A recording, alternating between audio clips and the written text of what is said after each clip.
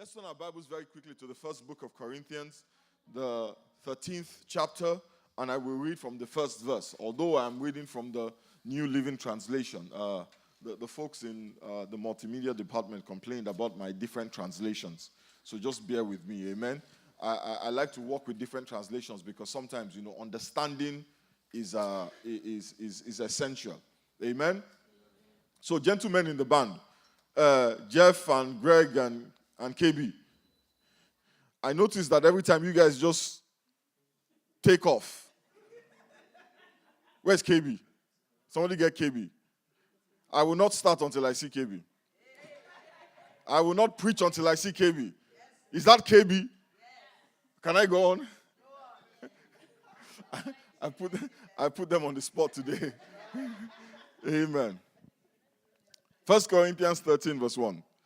Says, if I could speak all the languages of earth and of angels, but did not love others, I would only be a noisy gong or a clanging cymbal.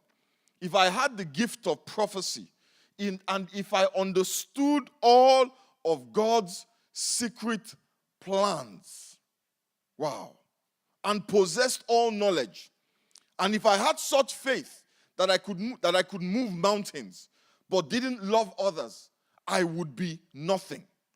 If I gave everything I have to the poor and even sacrificed my body, I could boast about it, but if I didn't love others, I would have gained nothing. Verse 4, love is patient and love is kind. Love is not jealous or boastful or proud or rude. It does not demand its own way. It is not irritable, and it keeps no record of being wronged. It does not rejoice about injustice, but rejoices whenever the truth wins out. Love never gives up, never loses faith, is always hopeful, and endures through every circumstance. Prophecy and speaking in unknown languages and special knowledge will become useless, but love will last forever. Now, our knowledge is partial and incomplete. And even the gift of prophecy reveals only part of the whole picture. But when the time of perfection comes, these partial things will become useless.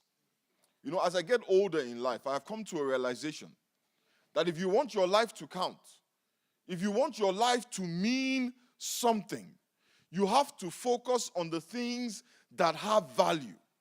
Now, because you don't have all the time in the world, you must realize that you don't have time for everything. Because you don't have all the time in the world, you have to come to a point where you realize you do not have time for everything. And since not everything is of equal value, you must be selective on what you focus your time on. Amen? In Mark chapter 12, from verse 28 through to verse 29, when the teacher of the law asked Jesus, what is the most important command? What is the greatest commandment? Jesus Christ replied in verse 29, the most important one, answered Jesus, is this. Hear, O Israel, the Lord our God, the Lord is one. Love the Lord your God with all your heart and with all your soul and with all your mind and with all your strength. The second is this. Love your neighbor as yourself. There is no greater commandment than these. Basically, God is saying that these are the two things that matter most in life. Love for God and love for people. So when you appreciate that your time on earth is limited, the Bible says 70. Yeah, right?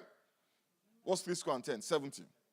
If you are too strong and medical sciences and technology in your area of domicile are fantastic, you will live max 110. 110 years fixed. If you know that that is all the time that you have on this planet, should you not focus it on the most important things? And Jesus Christ says the most important things, or the most important thing, is love. Life is not about acquisition, the things that I get. The Bible says your life does not consist in the abundance of your acquisitions, whether they be titles, PhDs, MFR, OMB, GCE, SAT, ACT, LOL, OMG. Amen. Life is not about acquisition. It is not about accomplishment. It is not about achievement.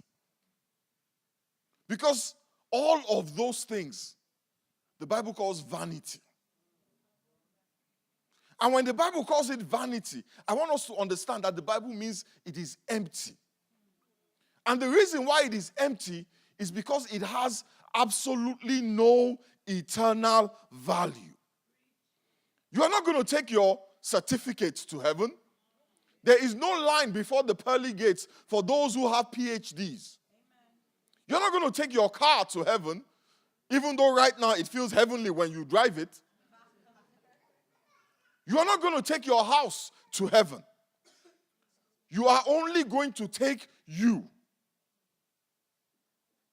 You're only going to take you and what you have become and what you are. Jesus Christ said, love is the most important thing. The love for God and the love for our neighbors. Therefore, you and I must come to a position in our lives where we prioritize love and showing love over and above everything else. And the Bible is clear on what love is. It says love is kind. That means that my priority in my interaction with my neighbor is to show kindness. It says love is not rude. Love does not put itself in front of others.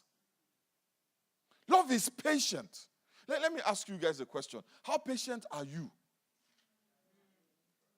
with the people you encounter on a daily basis? Let's not even go as far as the people we encounter. What about our spouses? How patient are you with your spouse? How rude are you to your spouse? Your priority, the Bible says, is to wake up in the morning and ask yourself, how can I love today? But the reality is that we are self-centered.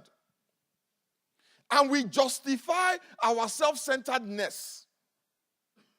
But what we don't realize is that being selfish and self-centered diminishes us. The Bible says God has made us a little lower than angels. He has made us a little lower, let me rephrase that, than Elohim, than God himself. And the Bible says God is love. So every time you step away from love, you step away from being like God. And if you are not like God, then who are you like? Let me tell you, it's very simple. If you are not like God, right, the next level after God is animals. So when you are being selfish, when you are being rude, when you are being impatient, literally you are reducing yourself to the level of an animal. Isn't that profound? When you are not walking in love, you are not better than a dog. Because a dog does not love. A dog is only about survival and self-preservation. You are saying to God, I am not better than an animal. Because all I care about is myself. When I prepared this sermon, I had to repent. Because see, I have justified self-preservation. I have prioritized the preservation of my pride, my ego, and myself over and above what the Bible says is priority. When I get to heaven, my reputation is of no consequence. When I get to heaven, how Tosin looked at me, totally irrelevant. Whether she looked at me like Pastor Femi, or she looked at me like Femi. God is not going to ask me that question. He's not going to judge me based on whether Tosin respected me or disrespected me. He will judge me based on how I conformed to the image of his son. Am I talking to somebody here this morning? So you need to stop preoccupying yourself with vanity. Because how I see you ends the day you die. How you see me ends the day I die. But when I get to heaven and I live for eternity, what will matter is how God sees me. So let's stop worrying and trying to manipulate and engineer and repair how people see us. And focus our attention on how God sees us. This morning, you have to prioritize love. The prayer point we took this morning was that God will grant us to know his will. And when we know his will, that we do his will. In 1 Corinthians 13, it says, even if you know the most secret plans of God, if you do not have love, it is nothing. Do you know why?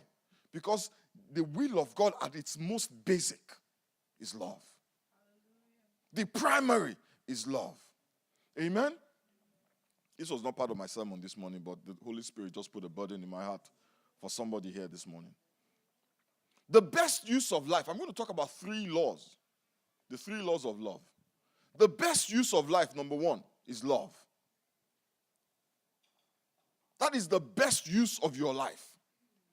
If you walk the face of the earth, and they can say concerning you that you loved everybody you encountered, even the unlovable,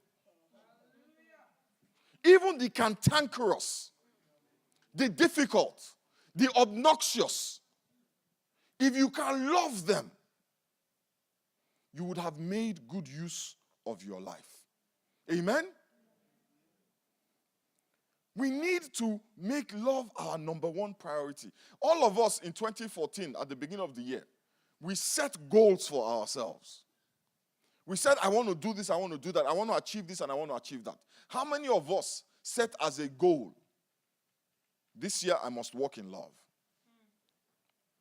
You need to reset your goals. Because nothing you achieve this year without love makes a difference. Amen? Our greatest ambition must be love. And I'm not just saying this, because we will feel better about ourselves. Love is the proof of our faith. The Bible says without faith, it is impossible to please God. Love validates our faith. Amen? In 1 John chapter 4, verse 20, the Bible says, if we say we love God, but we hate others, we are liars. For you cannot love God, whom you have not seen, if we do not love others, whom we have seen. I love you, Lord. Liar. Savior. Liar. Liars. The evidence of our love for God is not in the harmony. The evidence of our love for God is not in the volume. The evidence of our love for God, my brothers and sisters, is in the extent to which we are able to love others. The lovable and the unlovable. The cantankerous and the obnoxious. Amen?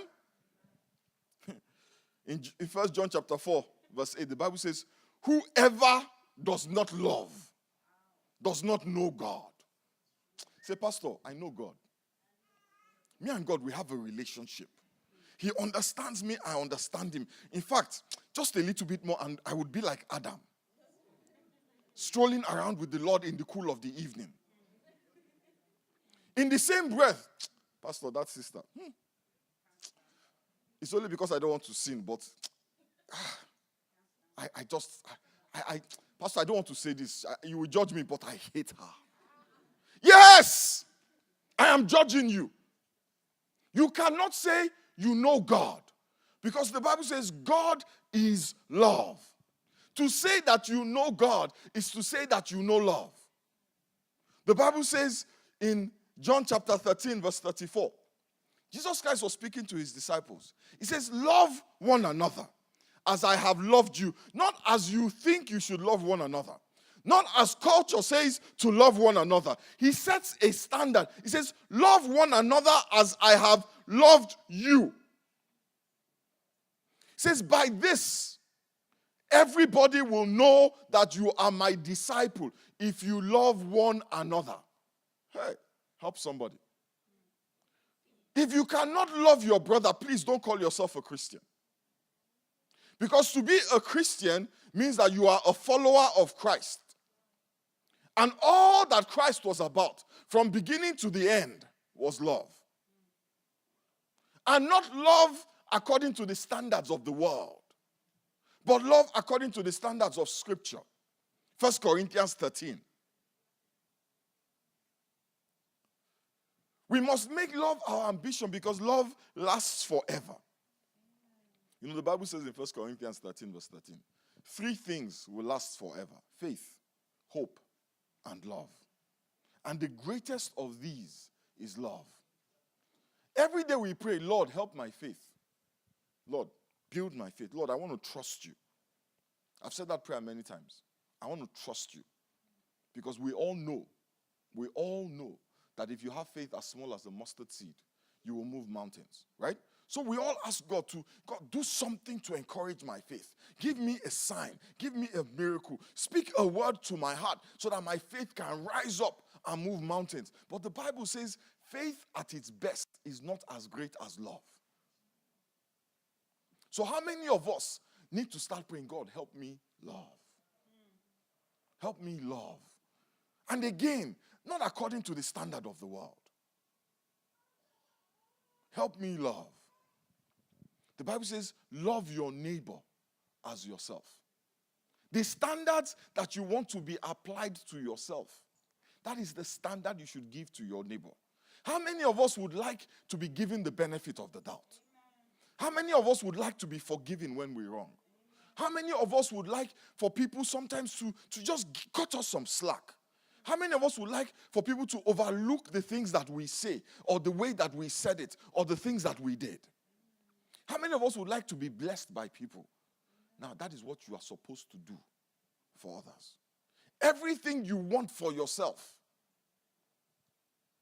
If you want to be judged on every miscue you make, on every spelling mistake you make, then feel free to judge others accordingly. But none of us want that. None of us want that. We all want to be given the benefit of the doubt. We all want to be accommodated. We all want to be given a second chance. But none of us, or most of us, don't extrapolate that same, we don't give that same benefit to others. The only thing that will last is what you did in love. Everything else on this planet is temporary. Your wealth is not permanent. You did not bring it with you, and you will not take it with you. Your achievements, you will not take with you. You will go the way that you came with nothing. You know, the interesting thing about this, I heard this, I've never really been around people who are dying. But I've never heard a story of somebody who is dying saying, oh, I'm going to be with the Lord. Please bring my Rolls Royce. Oh, Lord, I'm coming home. Can I bring my house? They always want people around them. They always want to see those whom they love around them. Because that is the most important thing. The Bible says a life without love is worthless. It is a wasted life. In 1 Corinthians 13 verse 3, the Bible says, no matter what I say or what I believe or what I do, I am bankrupt without love. Bankrupt. Amen? Law number 2. The best expression of love is time. The best use of life is love. The best expression of love is time. 1 John chapter 3 verse 18 says we must show love through actions. Actions that are sincere and not through empty words. When people are in love, and I know most of us here have been in love at some point in time or the other, and I want you to think about my question carefully. When people are in love and they want to show love, what is the most desired gift that they can give? Time. It is not diamonds. It's not chocolates. It's not flowers. Because you can send 1 billion boxes of chocolates. If the person never sees you or never gets to spend any time with you, it is of absolutely no use. Your time is the greatest gift you can give. That is the greatest gift you can give to somebody. Why? Because your time is your most precious resource. All of us have different amounts of wealth. We have different amounts of talent, as you can see when the choir sings and I try to sing. Amen? But we all have the exact same amount of time. 160 hours a week. 68 hours every week. Nobody has more than that. Monday is Monday for everybody. And Sunday is Sunday for everybody. Amen? The only difference is we get to choose how we use our time. The average adult American will live for about 25,550 days. 25,550 days. That is all the time you have. By the time you are in your 40s, you are closer to the end than the beginning. By the time you are in your 30s, 30 years have gone. You will never get it back. Trust me. There are many days when I sit down and I look back to my youth. And I am filled with nostalgia. But it is never just sweet. It is always bitter sweet. And the bitterness of it is, no matter how sweet it is, I cannot recapture it. And people spend their lives trying to recapture their past. Trying to recreate it. Trying to duplicate it. And we look at those people and we feel sorry for them. And we say that they are pathetic. And they are miserable. And the reason why they are trying to do that is because they realize that they can't get it back. What are you going to do with your time? Every minute of my time that I give you is a minute I will never get back. I will never get it back. So I don't like to spend time with people who are about to waste my time. If I'm going to sit down with you, it must count. If I'm going to talk to you on the phone, it must count. That is why when I finished preparing this sermon, I proposed in my life that I'm not going to waste my time on quarrels that mean nothing. With my wife, quarreling about the most insignificant things. How you spoke to me, how you didn't speak to me. What you said, were you sitting down when you said it, or were you kneeling down when you said it? Who said it? No, you said it. Do you realize we spend hours on arguments that we can't tell people what we are argued about? Because we will be ashamed. And guess what? Those hours you will never get back. You can never use that time again. That is like taking money. Yeah? How much do you earn per hour? Minimum wage is what? $7.25 per hour. Yeah? So if you spend 5 hours arguing, yeah, that means you just took the equivalent of 5 times 70, 5 times 7.25, and you just tore it up. How many of us will throw away, we tear $35 up? Now, those are people earning minimum wage. I know some of us are earning $30, $40, $50, $20, $25, $15 an hour. $100 an hour maybe. How many of us will take that? You are earning $100 an hour. How many of us will take $500 now and tear it up and throw it in the trash? None of us will do that. None of us will do that. But that is what we do with our time. The most valuable thing you can give is your attention. You know, recent studies show that the average American watches or sits down in front of the television or the computer screen playing or maybe even working for 6 hours a day. That's the average. 6 hours a day at 5 days a week. How many hours is that? That's 30 hours a week. You know, 30 hours a week for 1 year is 1,560 hours. 1,560 hours. Let me put that into perspective. 97 straight days. 97 days of 16-hour days in front of a screen. 97 days of your life. If you sleep for 8 hours. 97 days. The Bible says, no matter what I say or what I do, if I do it without love, I am bankrupt. Ephesians chapter 5 verse 2 says, live a life filled with love for others, following the example of Christ, who loved you and gave himself as a sacrifice to take away your sins. 3 laws of love. Number 1, love is the best use of your life. Number 2, time is the best expression of love. And number 3, the best time to love is now. The best time to love is now, not tomorrow, not later, not someday, not one of these days, not when I get around to it, not soon, now. Amen. Whatever you intend to do with your life, now is the time to do it. If you have an opportunity to show love, do it now. In Galatians chapter 6 verse 10, the New Living Translation says, whenever we have the opportunity, we should do good to everybody. Whenever you get the opportunity, you know when you have that opportunity? Now. Let me show you something in Proverbs chapter 3. Verses 27 to 28. Proverbs 3. Okay. Proverbs 3. It says, whenever you possibly can, do good to those who need it. Never tell your neighbor to wait until tomorrow if you can help them now. What am I saying? Never procrastinate in showing love. Don't put it off. Do it now. Why do I need to show love now?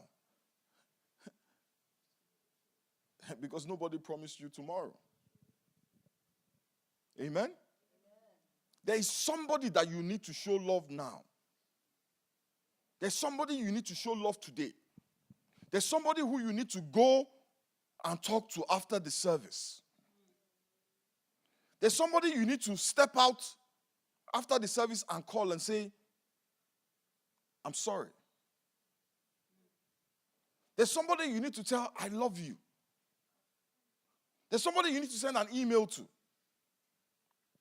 There's somebody you need to invite to your house and have a barbecue with. Do you realize that God put people in your life just so that you can show them love? Because he has decided that the only love they will ever see is you. If you know the amount of times that I have felt the love of God, many times it is through the act of kindness of somebody that I see. The times when I felt the power of God the strongest has always been through somebody. Not when I was lying down in my bed and an angel came and said, my son. No. But when somebody encouraged me, I felt God loved me. When somebody blessed me, I felt God loved me. When somebody did something for me, I equated it with the love of God. Never postpone showing love. Don't postpone what you need to do today. You don't know how long you're going to have that opportunity. People die. And you don't know. Now, this person that you're planning to show love tomorrow may die today. Worse than that, you may die today. God forbid.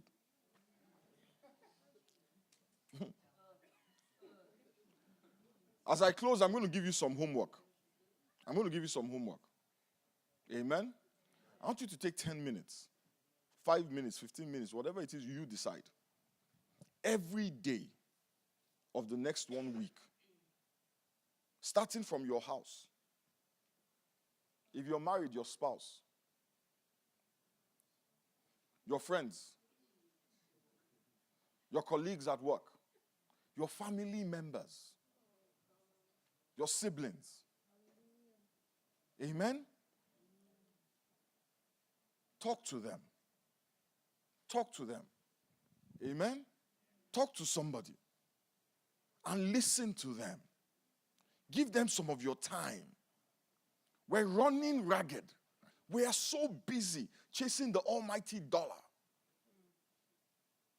The amount of time we spend at work.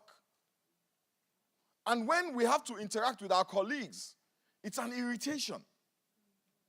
We want to get it over with quickly so you can, keep that clock moving. You need to call somebody and sympathize with them. You need to call somebody and encourage them. 5 people, 10 people, 15 people. Encourage somebody this week. Members of your family. Encourage somebody. Get off your high judgmental horse. Many of us think we're successful because of our own abilities. And we judge our siblings that are not as successful. You need to quit. It's the mercy of God. Spend some time with the people that God has put in your life. The best use of life is love. And the best expression of love is time. And the best time to love is when? Now. Now. When you get home, surround yourself with love. Remember that love is an action. It is something you do. Pastor, you don't know the people I have around me. Pastor, you don't know my wife. The Bible says a dripping tap is better than a cantankerous woman. That means that, you see, for me, that is an opportunity. You know what the Bible says? The Bible says love turns away anger. If you love the dripping tap, it will stop dripping. Amen? I want us to bow our heads and pray. You need to love somebody. Uzo.